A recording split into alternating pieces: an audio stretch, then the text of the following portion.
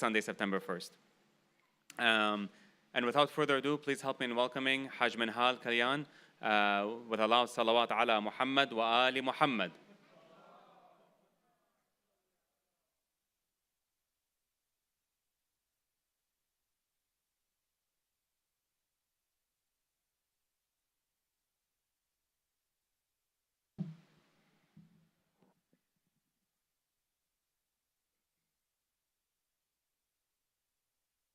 أعوذ بالله من الشيطان اللعين الرجيم بسم الله الرحمن الرحيم الصلاة والسلام على أشرف الأنبياء والمرسلين سيدنا وحبيبنا وطبيب نفوسنا وشفيء ذنوبنا أبي القاسم محمد اللهم صل على محمد وآل محمد والصلاة والسلام على أهل بيته الطيبين الطاهرين ولعنة الله من العان إلى قيام يوم الدين بسم الله الرحمن الرحيم رب اشرح لي صدري ويسر لي أمري واحلل عقدة من لساني يفقه قولي. Dear brothers and sisters, Assalamu alaikum wa rahmatullahi wa barakatuh.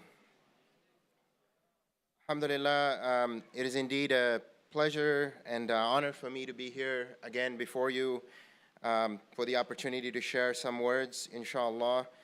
And I apologize because Iyad is not here, so you're going to have to deal with me for tonight, and inshallah, I'll do my best to share something that I can benefit myself from, and inshallah, all of you can also benefit. So with that, let's recite as-salawat ala Muhammad wa ali Muhammad. Allahumma salli ala Muhammad wa ali Muhammad. Brothers and sisters, now that the holy month of Muharram has come to an end and we've arrived towards the middle of the month of Safar, we know that during the month of Muharram, especially during the first 10 nights, our hearts are always in Karbala. And as we commemorate the events and the tragedy that befell upon the household of Rasulullah, we constantly try to put ourselves back in Karbala and imagine what it could have been for Imam Hussein, his family, his companions, and the women and children. And those incidences, no doubt, are an entire university for us to learn from. But as we move on and we get to the months of Safar, our hearts and minds now go towards the cities of Sham and Kufa. So as we approach the holy day of Arba'in, and we recall the tragedy that befell upon the family, the children, the women, specifically Imam Sajjad, Sayyida Zainab, Kulthum, and the children of Imam Hussein and the women of his household, we are reminded that the tragedy that happened after the events of Karbala and what took place during the first 10 nights and on the day of Ashura, that those are equally matched, if not more, than what happened in Sham and what happened in Kufa. And we hear this from the famous statement from our fourth holy Imam, Imam Ali ibn al-Husayn al-Zayn al-Abidin, salawatullahi wa salamu alayhi. Allahumma salli ala Muhammad wa ali Muhammad. When the Imam says, his companion asks him, where did you face the most difficulty? And he repeats 3 times. He says, Ash-Sham, Ash-Sham, Ash-Sham. So we know that there's a lot of tragedies that occurred after Karbala. And so today I want to focus on one of those places that is of significance to the Muslim Ummah and specifically to the Shia Ummah, which is the city of Kufa. Why is Kufa significant? What is it about Kufa that led to the people who claim to be the lovers of the Ahlul Bayt, that claim to follow their Imam? What led to them to get to the point where they betrayed their Imam when he needed them most? And then, inshallah, we'll look at this from a historical context, and then we'll try to kind of relate it to present day. How are the people of Kufa compared to what we're doing today in preparation for our 12th Holy Imam? And inshallah, with that, maybe derive some lessons so that we can learn from that past, and inshallah, we can improve on that and be more prepared to serve our Imam when he reappears. Please recite a salawat. Allahumma salli ala Muhammad wa ali Muhammad. So it's interesting, brothers and sisters, when we talk about Kufa, the significance of Kufa is very, very much stated, especially in our Shia tradition, right? We're told that Kufa, inshallah, will be the capital of our Imam, our 12th Holy Imam. When he comes back and he establishes the governorship, inshallah, he will rule from the city of Kufa. So it is significant even in present day. It is even something that is we look to as something very important, a very important place. And for those of you who have been for ziyarah and have visited the holy city of Kufa, one thing that for me personally that really stood out when I went to Masjid Kufa, you get this feeling of awe. You get this feeling of the feeling that you get if you've been to Medina, you've been for Hajj, and if you've been to Masjid al-Haram, you get that same feeling. You get the feeling that you're in a very, very significant and holy place. And that this place was at one point the place where Imam Ali used to govern from. And the mosque was where Imam Ali issued some of his famous rulings that are documented in several locations in this holy city.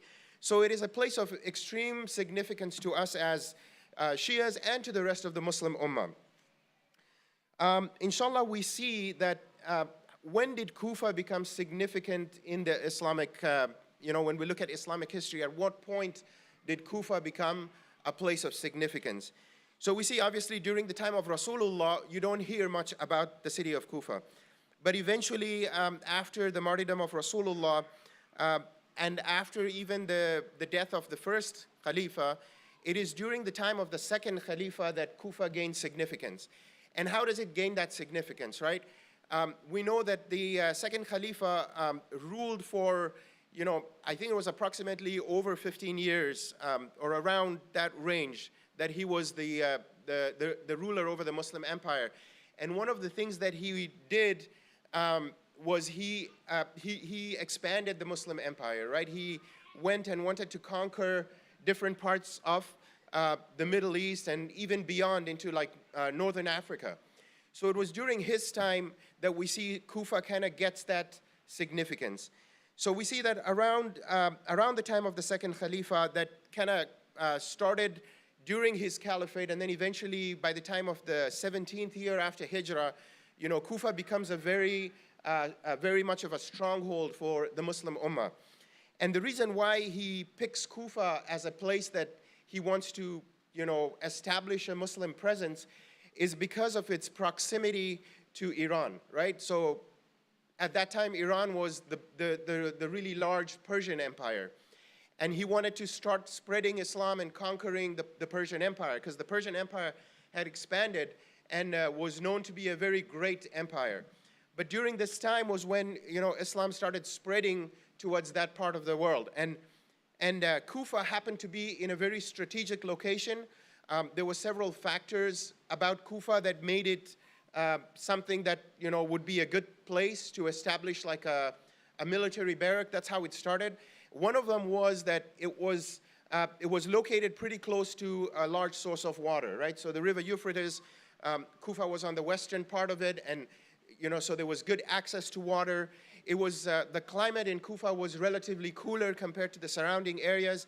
It was close to the Persian Empire. So all those factors contributed to this desire for wanting to make Kufa a place where the Muslims can come, can train their armies, and then they can be more prepared to go and conquer the Persian Empire.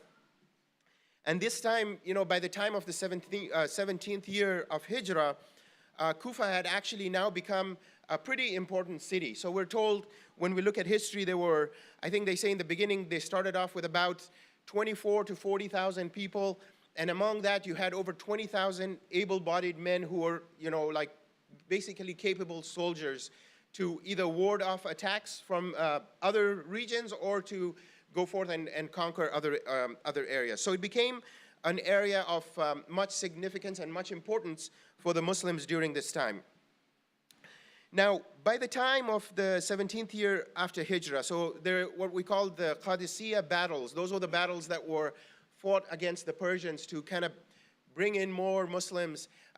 Kufa had now become a place where you had Muslims that had, immigrated over there, and then you had the prisoners of war that were taken primarily from, Persia, and they had kind of now settled in Kufa, and they'd started establishing their roots there. And then you had other people who had immigrated because of that strategic location, right? It was, good weather, it was fertile, so they could basically establish farms in Kufa. And then it slowly started, gaining more popularity, and more people started moving there. Now it's interesting, brothers and sisters, we see that by the time Imam Ali, salawatullahi wa salamu alayhi, Allahumma salli ala Muhammad wa ali Muhammad, by the time Imam Ali becomes the Khalifa, and this is around the 35th year of Hijrah, Imam Ali decides that he's going to make his capital Kufa, right? So prior to him, all the previous Khulafa used to keep their capital in Medina. And when Imam Ali becomes the Khalifa, he decides that Kufa is actually a good place to establish his capital. So he establishes his governorship, his capital, from the city of Kufa. Now, interestingly enough, history doesn't really talk about, what were some of the reasons why Imam Ali picked Kufa, but historians have speculated that it is the same reasons that, we talked about earlier. It's strategic location from a geographical perspective, right? Being in a good location. The weather was favorable. A lot of people were starting to move there, and it kind of became like a good central location for where the Muslim empire could, be able to go and keep a watch over all their other regions, and in fact send expeditions out from the city of Kufa. Another reason, brothers and sisters, that we didn't talk about, that some historians have also speculated that actually makes a lot of sense, was by the time Imam Ali became the Khalifa, so after the third Khalifa, Muawiyah ibn Abi Sufyan, who used to be one of those who had been exiled during Rasulullah. If you remember, after the Treaty of Hudaybiyah, and Rasulullah and his companions returned back to Medina, and then eventually the following year they come back to Mecca, and now because the Muslims have grown to such a large number, the Meccans, some of them accept Islam because, of that desire and realization that this is the right path. But then you had those who accepted Islam out of convenience, out of, perhaps you could say fear, because, hey, we want to be with the group that's going to be successful, right? And those were the likes of Abu Sufyan, the same people who had persecuted the Muslims when they lived in Mecca. And among them was Muawiyah. Muawiyah was the son of Abu Sufyan. Now, when Rasulullah came back to Mecca and Abu Sufyan accepted Islam, interestingly enough, Muawiyah, we're told that he did not accept Islam, right? Whether or not he did later on, we don't know. History doesn't necessarily say it. But what we do know is Muawiyah decides that he's not going to stay in Mecca because he doesn't want to be under this Islamic rulership, and he moves to Yemen. And he lives in Yemen for many years until the time of the third Khalifa, Uthman. And when Uthman becomes the Khalifa, there is there's some type of a relationship. Uthman was related to the Bani Umayyah, and he makes Muawiyah, he gives him a position of power and makes him the governor of Syria. So he becomes the governor, and he establishes his governorship in Sham. By the time Imam Ali becomes the Khalifa, Muawiyah is in opposition to Imam Ali. So he becomes one of those people who disagrees with Imam Ali's rightful place as the leader of the Muslim Ummah, and he starts creating his own rulership from Sham. So we're told that another reason why Imam Ali picked Kufa was because it was generally closer to Sham, and Imam Ali could keep an eye on Muawiyah and be able to defend Islam against Muawiyah and against what he had planned to do, which happened to be obviously a very wise decision from Imam Ali, right? Because we see that over the 4 or 5 years that Imam Ali is the Khalifa, Muawiyah attempts to attack Islam and try to fight Islam and take away the governorship from Imam Ali. And we see the battles of Siffin, for example, right? And then the battle of Naharwan against the Khawarij. Now, during this time, brothers and sisters, we realize that something happens in Kufa, something changes in Kufa. So again, as we focus on Kufa, I want you to just think about, what happened that from a place that was, known to be a stronghold for the Muslim empire and specifically for the Shias, how is it that it kind of slowly started, deviating and moving away from their, from what it started out to be? Please recite a salawat.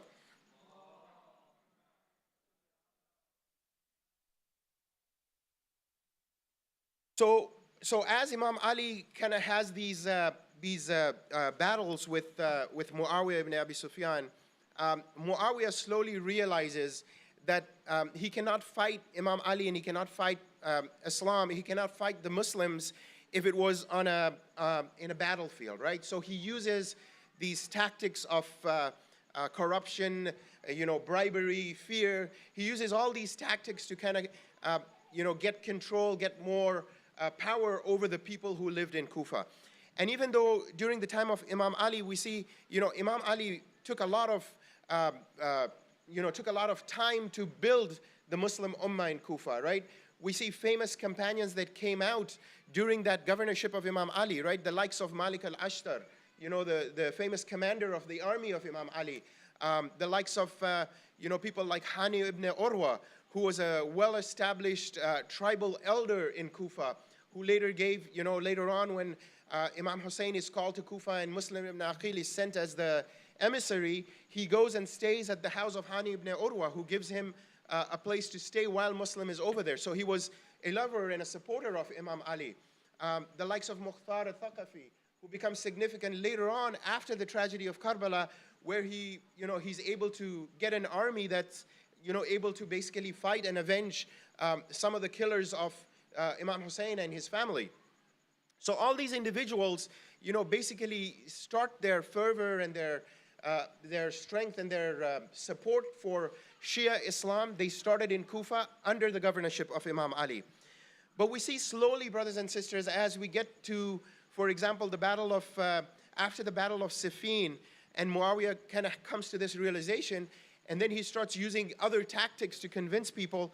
He starts using bribery, fear, and we see slowly that those strong army, the strong supporters that Imam Ali had, they slowly start to diminish, right? To the extent that when Imam Ali is calling on the Muslims from Kufa and saying, let's go and fight the army of Muawiyah, the Muslims make excuses. They say, it's too hot right now. Let's go when it's cooler. And then in the cooler months, they say, no, it's too cold right now. Let's wait when the weather's a little better. And Imam Ali actually has a really difficult time to be able to build up that army. But nevertheless, he's still successful in warding off Muawiyah from coming and taking over Kufa as a place of, the governorship and rulership. Eventually, brothers and sisters, we know the history. Imam Ali is assassinated by one of the Khawarij, and Imam Hassan alayhi salam becomes the Khalifa and the successor to Imam Ali. Now, by this time, the people of Kufa, that fervor has diminished even more than it was during the time of Imam Ali. And we see now, we hear in history, for example, that Imam Hassan had a very difficult time even gathering enough soldiers. And in one occasion, we're told that as Imam Hassan is in battle with Muawiyah and his army, Muawiyah again, bribes some of the commanders in the army of Imam Hassan to the extent that they say Imam Hassan becomes madhloom. He becomes, his own people are ready to pull the rug under him, literally, right? We're told in one narration that as Imam Hassan is saying his prayers, they come and they pull the rug and they force him to form a treaty and to, stop fighting with Muawiyah. And then we see the establishment of this treaty that Imam Hassan has to make with Muawiyah. Now, interestingly enough, by this time, right, there's still a lot of good, strong Shias in Kufa, but it's obviously gone down significantly from the early days of the governorship of Imam Ali. And now, brothers and sisters, we see, slowly, the people that are now in Kufa, eventually Imam Hassan is assassinated by, again, Muawiyah's trickery and bribery. And slowly now, Kufa loses that strength that it once had in the Muslim Ummah. And then we see, brothers and sisters, that eventually Imam Hussein obviously becomes the next Imam, and he's now moved back to Medina, and Kufa remains, with the individuals who stay there. Please recite a salawat.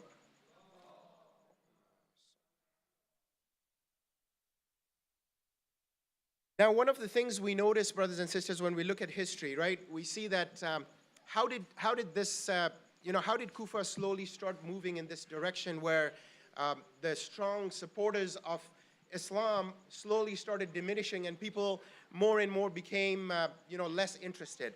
And one of the things the historians mention is it was secularized, right? This term we call secularization, right?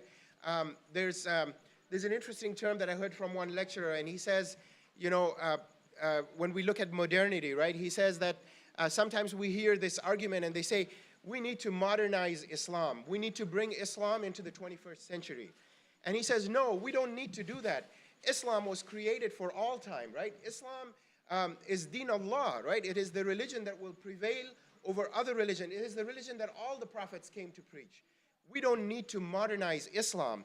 We need to Islamize modernity. That was the term he coined. And when I was going through some of the research on this speech, that came to my mind because they talk about this concept of secularization. So Kufa happened to be a mix of a lot of people, right? It wasn't separated along tribal lines. It wasn't separated along cultural lines. But basically, because it had been established from the beginning as a military barrack, and then eventually, there were immigrants who came in from Persia, so it had all these different groups. And some of these groups, they didn't necessarily have that same background and that same, kind of like support or that same willingness to defend Islam as some of the earlier companions did. And Muawiyah happened to capitalize on this, right? So he used these opportunities to kind of convince people that, don't put your lives at risk, right? Why are you compromising your lives? Why are you compromising the lives of your children when you can actually, become very wealthy? You can live here peacefully. Let the other people fight Islam.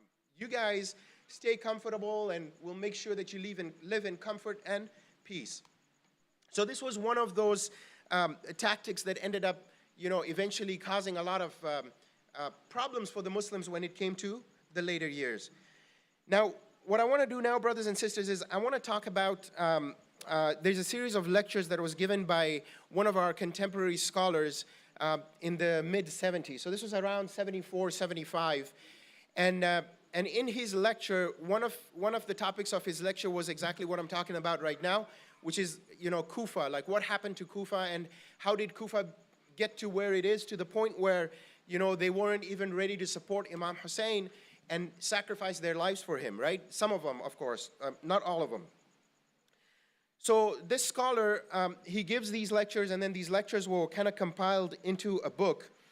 And it's interesting because he says, Kufa becomes one of these interesting places. It is as if, and he uses this analogy, he says, Kufa becomes like a place where it is as if it was a body with two souls, right? You have the good soul and the bad soul. And then he talks about, the good soul, meaning, you had those great companions that we talked about earlier, right? The likes of Hani ibn Urwa, Mukhtar al-Thaqafi, Muslim ibn Awsaja, right? Muslim ibn Awsaja was one of those great companions that, we talk about him on the day of Ashura. We say that he was so old, but he was still ready to sacrifice his life for Imam Hussein. And, one of the narrations that I hear from some of our speakers is he was so old, they say that, he was so old that it was even hard for him to keep his eyes open. So when he went to fight for his Imam, he actually tied a band around his forehead to keep him so that he could, he could see and fight the enemy and fought bravely for the sake of Islam.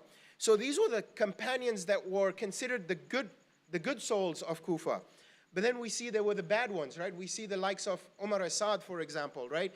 An individual who had actually been a follower of the teachings of Islam, and then later got bribed by the likes of Muawiyah and Yazid, and because of that wanting of the dunya, he was ready and willing to kill, the messenger, the grandson of the messenger of Allah, right? And when when he's doing it, he realizes it. He was one of those individuals who had, it was clear to him. In fact, he even at some point when he's told that I want you to go lead the army that's going to face Abu Abdullah, he says, but he's the grandson of the Prophet of Allah. He's the most rightly guided, the one deserving to lead the Muslim Ummah. And they say, well, he's not following the current Amir. So, he deserves to either do that or he should be killed. And if you do that, then you will be awarded with the governorship of Ray, right? And he gets convinced, right? The likes of Umar Asad, the likes of Ibn Ziyad, right? Ibn Ziyad was sent to be a governor of Kufa at the time because of his ruthlessness and his willingness to go to any length to be able to cause suffering for the lovers of the Ahl al-Bayt and please the emirs of the time. So in these lectures, brothers and sisters, our scholar, he talks about a specific incident, right? He talks a specific narration. Now, this narration actually happens a few years after the tragedy of Karbala. And interestingly enough, after, one of the things we notice is after the tragedy of Karbala, when the Kufans betray Imam Hussein, it's almost like that's that turning point where you can never come back from that point, right? Once they betray their Imam, no matter how hard they try, you have the movement of the Tawabin under Sulaiman ibn Surad al-Khuzai. We have Mukhtar al-Thaqafi. Despite all those really strong supporters, Kufa can never come back from that one betrayal. And this leads to its eventual downfall. And so the scholar narrates this one particular incident. And he says, this incident occurred during the caliphate of one of the last of the Umayyad Khalifas by the name of Abdul Malik ibn Marwan, right? So Abdul Malik ibn Marwan is the Khalifa, and he's obviously keeping an eye on Kufa because Kufa still has these individuals and is prone to resistance, right? Kufa was still known to be like, where you could, if you weren't careful, you could get an uprising, just like the uprising of the Tawabin or of Mukhtar. So like in today's day, we have the axis of resistance. Kufa was known to be the center of resistance. So all these Umayyad governors, they wanted to keep a close watch on Kufa. They wanted to, crush those resistances before they had a chance to uprise and potentially threaten their governorship, right? So this happened during the time of Abdul Malik ibn Marwan. And Abdul Malik, just like, his predecessors, he decides, hey, I got to keep an eye on Kufa because if I don't, something could happen and that would threaten my position of power. So he sends an individual by the name of Hajjaj ibn Yusuf al-Thaqafi. Now, some of you might have heard this name, right? Hajjaj ibn Yusuf al-Thaqafi is one of those individuals that was known to be among the most hateful towards the lovers of Ahl al-Bayt. In fact, it is said during the time of Hajjaj, when he eventually became the Khalifa after Abdul Malik ibn Marwan, he killed thousands upon thousands of Shias, and he did it unapologetically, right? I mean, he would prevent people from going to do the ziyarah of Abu Abdullah. He would, the atrocities that he committed is immense, and they're comparable to the Abbasid, right?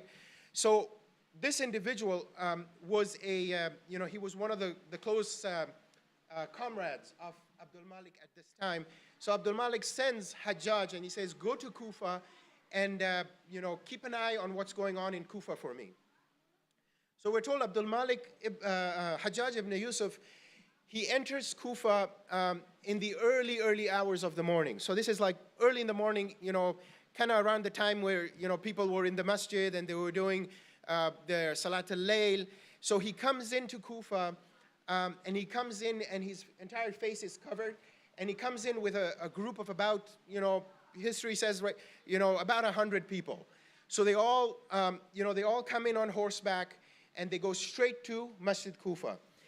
And they go there and they basically go and stay in one corner of the masjid. And the people, the believers are there, they're praying, they're waiting for the time of Salatul Fajr. So we're told as he's staying there, he's sitting there and he's observing the individuals that are there.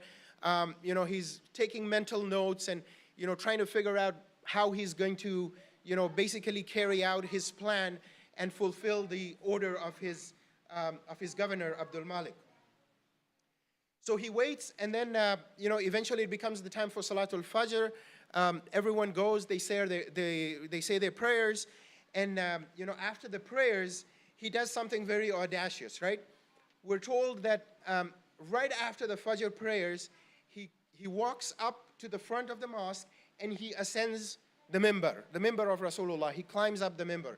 Now, interesting, brothers and sisters, when I read this, right, and this is from the lectures of our scholar. He says he ascends the minbar of Rasulullah, and his face is entirely covered, right? And people are not doing anything. They're just watching him, and they're kind of bewildered. Who is this individual, and how is it that, he just decided to get on the minbar, right? So one, he hasn't threatened them yet, right? He hasn't revealed his identity, so they don't even know who he is, but still, they don't do anything about it. It's one thing if he threatened them and, maybe had his henchmen, basically hold their swords and say, nobody come up here except me, right? There were no threats, and nobody knew who he was. But the Kufans kind of let it happen. He gets on the minbar, and he sits down on the minbar. And then we're told, as he's sitting there, he slowly starts to unveil the covering of his face, and he reveals just his eyes. And as as people are watching him and they're asking one another, who is this? Do you know who this person is?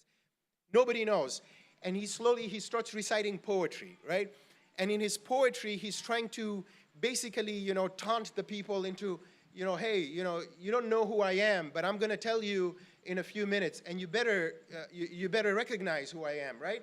So he's using this tactic, we said earlier, bribery, fear, right?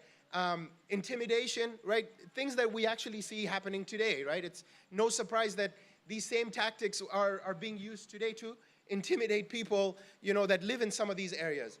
So as he unveils, the covering of his face, and now he faces the people, now people see who he is, and they're like, oh, this is Hajjaj, right? And by this time, he already has a reputation. He's not the governor, but he has a reputation. So people know that this is Hajjaj. So now he addresses the people. Now, again, people are sitting there. The Salatul Fajr has just finished, so you could imagine that the mosque is pretty full, and people are just sitting there watching him as he's sitting on the minbar, and speaking to them with authority, although he just showed up. So he addresses the people, and he says to them, he says, "O people of Kufa, I look at your faces and I look at your heads, and I see them as ripened fruits hanging from your necks," right? I see your faces and your heads as ripened fruits hanging from your necks. And I am wondering which one of these ripened fruits am I going to harvest, right? So now he's threatening, right? He's basically telling them that I'm ready to kill anyone who is opposing me, right? So he says, which one of these am I going to harvest? And the people are looking at him, and he says, I will tell you in a minute which ones I am going to harvest. So interestingly enough, the scholar who's who's talking about this, he makes a note. He makes a footnote over here. He says he addresses the people of Kufa as if to reprimand them for. So he's now addressing the scholars, addressing the people of Kufa and reprimanding them for their inaction. Right? He's saying to them, "You let a complete stranger mount on the minbar of your prophet, and then you let him speak to you in a way that he's threatening your lives, and you still do nothing. You continue to entertain his discourse without acting. If he chooses to kill all of you, under whose authority is he even going to carry that out?" Right? Who gave him the authority first to come here and sit on the minbar and then threaten you, saying that he's going to kill you? And if he does that, how can you just sit there ready to die, in front of this individual? And again, brothers and sisters, interestingly enough, when I was reading this, I was thinking myself, like, what if this happened over here, right? Like, what if we're sitting here and a complete stranger comes in, walks up and sits on the minbar? Now, we're in Los Angeles, California, right? We're in a secular nation, so it's very different from Kufa. But imagine if this happened today in like Najaf, or happened in Kufa, right? Or sorry, not in Kufa, like in Qom, right? Do you think the people will sit there and watch? I hope not, and I think not, right? But this is kind of telling you and emphasizing how the people of Kufa had slowly become secularized, how they had become Muslims of habit, right? The ones who, yeah, I'm going to the mosque, they were praying Salatul Layl, they were praying their Fajr prayers, right?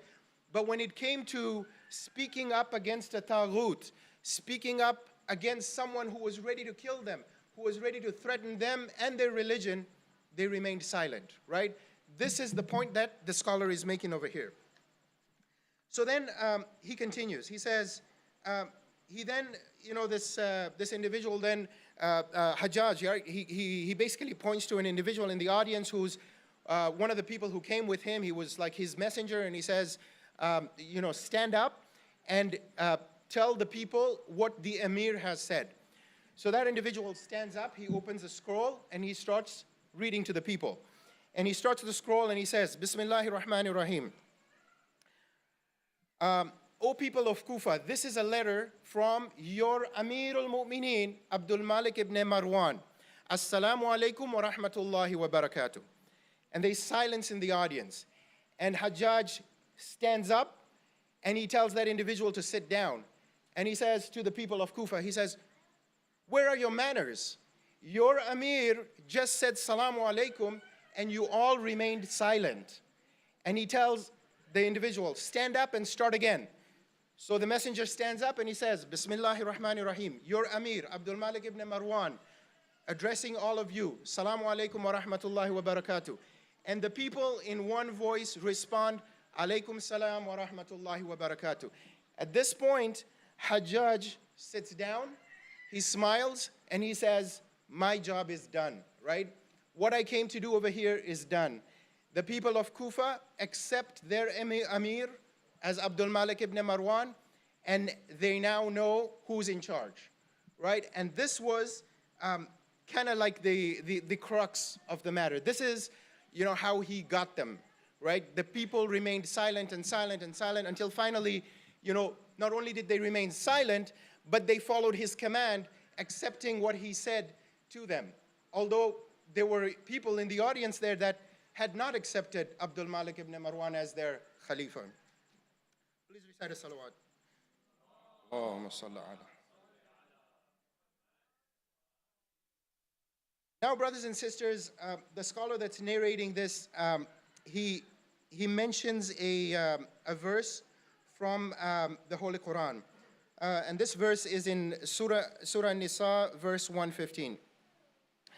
Bismillahir Rahmanir Rahim. He says, وَمَنْ يُشَاقِقِ الرَّسُولَ مِنْ بَعْدِ مَا تَبَيَّنَ لَهُ الْهُدَى وَيَتَّبِعُ غَيْرَ سَبِيلِ الْمُؤْمِنِينَ تُوَلِّيهِ مَا تَوَلَّى وَنُسْلِيهِ جَهَنَّمَ وَسَاءَتْ مَصِيرًا.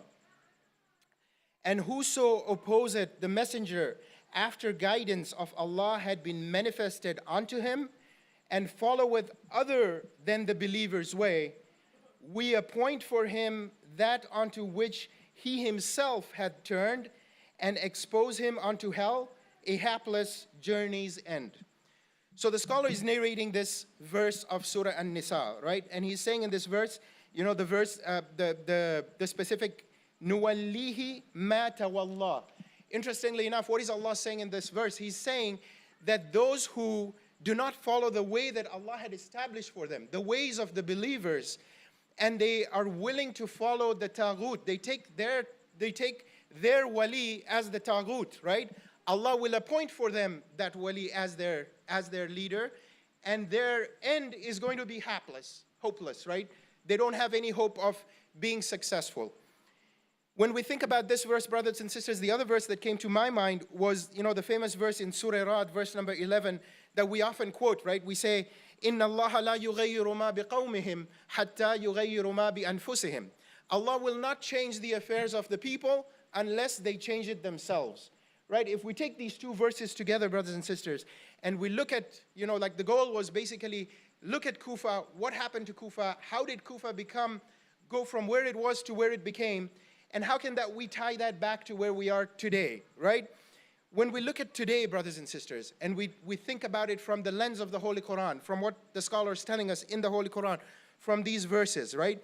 Remember, this scholar was giving these lectures in 1974. And this is before the Islamic Revolution, right? This is during the time of the Shah, when the Shah was oppressive and he would, fight and kill people, for speaking out against him. He said these words, and we see, in 1979 when Imam Khomeini led the Islamic Revolution, we saw the result of that, right? And when we look at the Islamic Republic today, we see how far they've come from that revolution. So we look at the verse of the Holy Quran and we say, standing up against the Taghut, speaking out against injustice, not being afraid of these threats, not being afraid to, say when we see something is wrong, to be able to put ourselves out there and willing to say, I'm ready to sacrifice myself because I believe in this, right? Allah's help comes, right? And we see that today the axis of resistance that's defending justice, right, are from individuals that stood up and spoke out for when injustice was happening, right? We look, we talked about Iran. We look at, for example, Yemen. A few years ago, we know that Yemen was, under a huge humanitarian crisis, right, from the Saudi regime after they overthrew their own corrupt, the Yemenis overthrew their own corrupt leader. The Saudis now wanted to take control, and they were worried about it. And what did the Yemenis do? They stood up. They faced the opposition. They died, right? They sacrificed themselves. And today, right, they are one of the key country that's standing up for injustice and protecting the rights of the Palestinians. And if it weren't for them, things would be so much worse. We all know that. We look at them, brothers and sisters. And then we also look at, contemporary, not that long ago, right? Some of you might have heard the famous story of Shahid Baqir al-Sadr from Iraq, right? We're told that in Iraq, when Saddam was, oppressive and opposing the Shias, and he realized that Shahid Baqir al-Sadr is one of those individuals that can create a resistance that would overthrow him. How does he, have the guts to eventually assassinate Shahid Baqir al-Sadr, right? The famous story, and some of you might have heard this already, the famous story is that he basically tricks the people. He basically reveals to the people, he creates like a false narrative that Shahid Baqir al-Sadr has already been killed, and he wants to see how people will respond to this narrative. And people are sad, but they don't do anything about it. And when he realizes that, okay, if people are not acting on this, then I can, in reality, if I kill Shahid Baqir al-Sadr, nothing's going to happen. And the rest is history, right? We know what happens. We know what ends up happening to Iraq after that, right? They basically have to deal with this oppressive zalim taghut for so many years. In any case, brothers and sisters, this was really the key message, right? And again, bringing it even closer now, even, to our time today. We look at, the occupied lands of Palestine, right? And we see that for 75 years, over 75 years, they've been occupied. Why has it taken so long for them to be able to overcome their oppressors? And it is for the same reasons, brothers and sisters. Earlier on, those who tried, or those who, I shouldn't say tried, but those individuals did not stand up as they should have.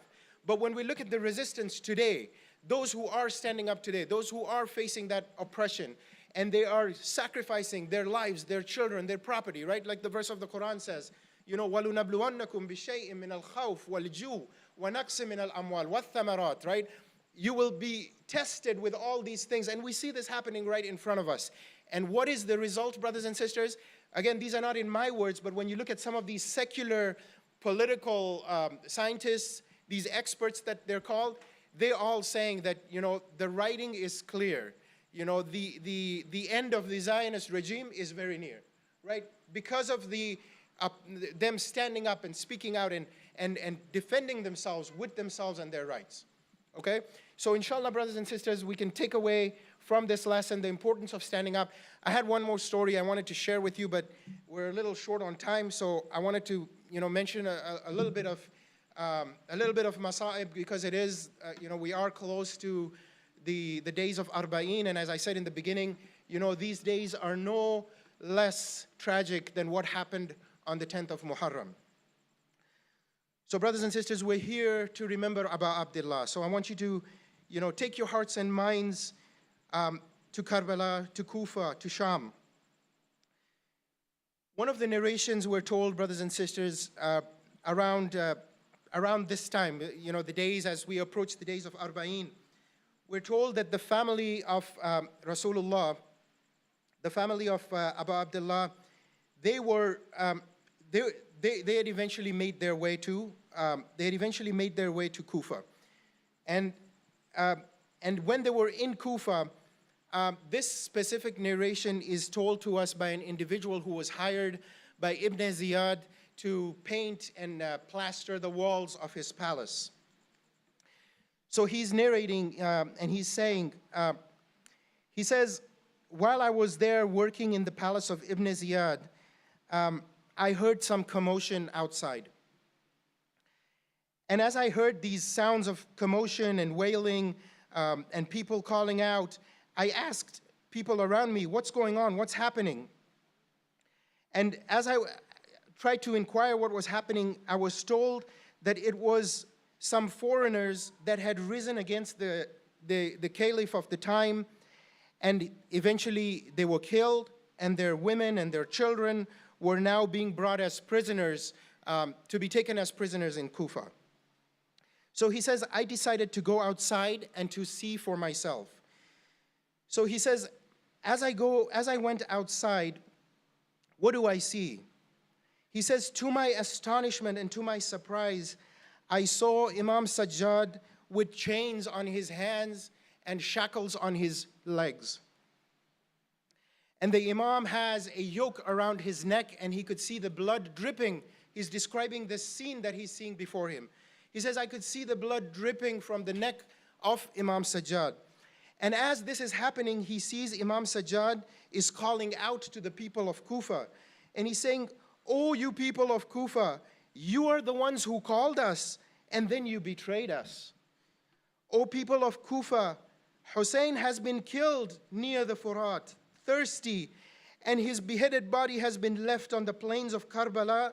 What are you going to answer the messenger of Allah when he asks you on the day of judgment, what did you do to my grandson? He then says, as he's looking on, and he says, then I saw some people giving food to the women and the children who had come as prisoners.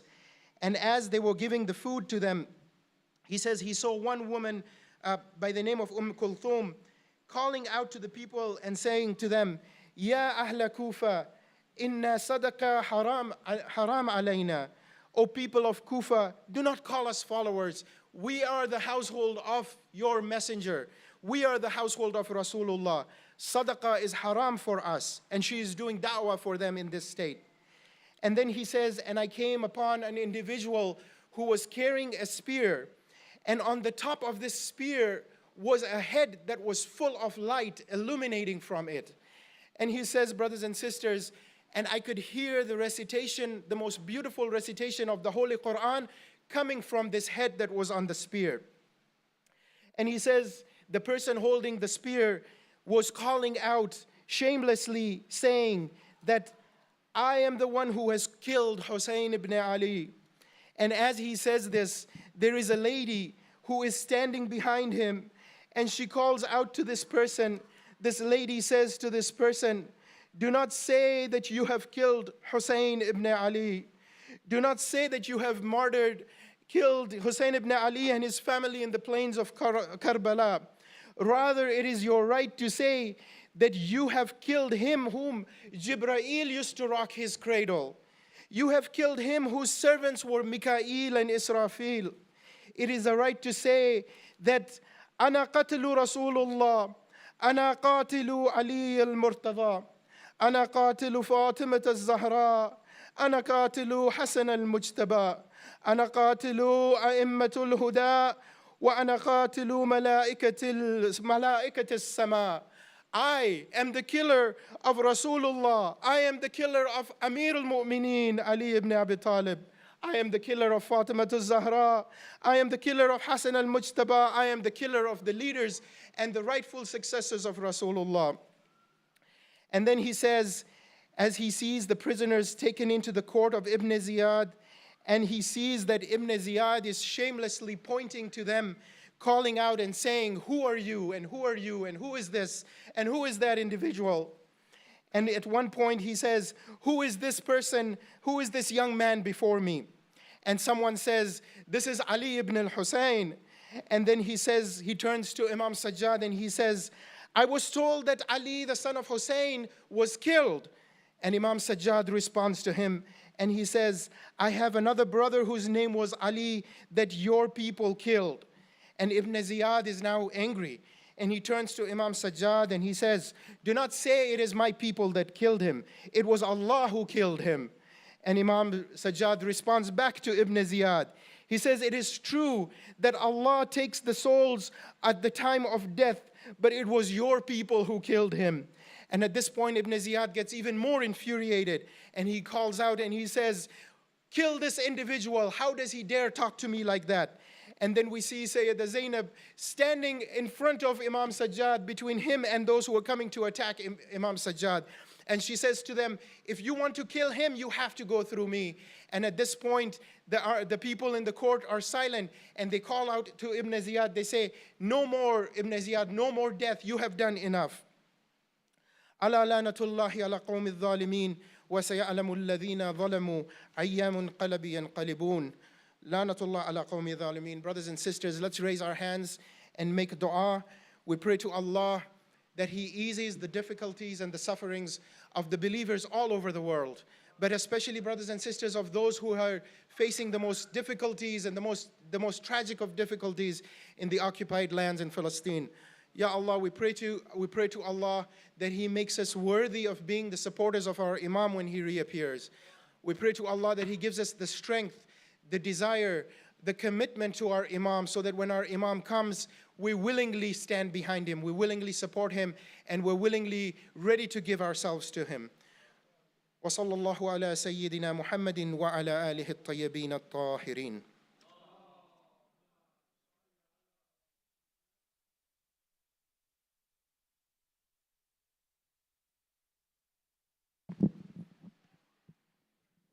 Let's ensure